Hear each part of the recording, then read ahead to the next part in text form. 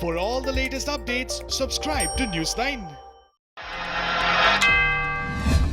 The World Health Organization wrote to every country on Tuesday urging them to join its global shared vaccine program. The COVAX Global Vaccines Facility is a program designed to pool funds from wealthier countries and non-profits to develop a COVID-19 vaccine and distribute it equitably around the world. Its aim is to deliver 2 billion doses of effective approved COVID-19 vaccines by the end of 2021. Soldiers in Mali detained the country's president as well as prime minister and other top officials in an apparent coup attempt. In the latest development, Malian President Ibrahim announced that he is resigning from his post, saying that he does not wish blood to be shed following a mutiny in the capital. However, it is unclear if the military is now in charge of the country. The United Nations and the African Union have condemned the detention of Mali's president and other top government officials by mutinous soldiers. They demanded the immediate release of the government officials. AU Commission Chairman Moussa Faki Mohammed called on the 15-nation West African ECOWAS bloc, the UN and the entire international community to combine their efforts to oppose any use of force to end the political crisis in Mali. On Monday, US President Donald Trump had said that he would pardon a very important person on Tuesday.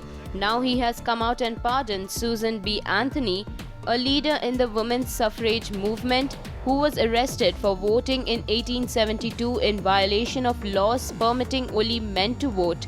Anthony is best known for her role in the movement to secure voting rights for women, but she was also a strong anti-slavery and voting rights pioneer.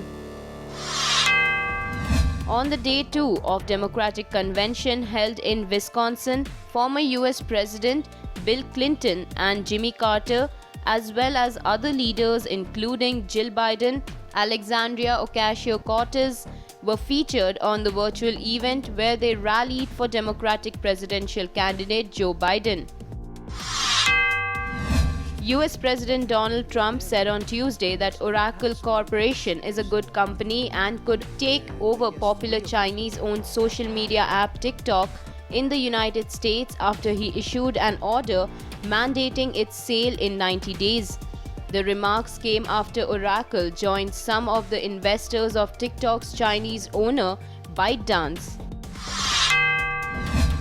Congressional Democrats had accused the leadership of the United States Postal Service, including President Donald Trump's recently appointed Postmaster General, for pushing policies that threaten to silence the voices of millions in the country's November election. Following the outcry now, US Postmaster General on Tuesday suspended all mail service change until after the November election. A few weeks ago, a Japanese ship leaked more than 1,000 tons of oil in pristine waters off the coast of Mauritius. The oil-leaking ship has even split into two. Now Mauritius has arrested the captain along with his second-in-command amid continuing investigations. They have now been taken to court on a provisionary charge.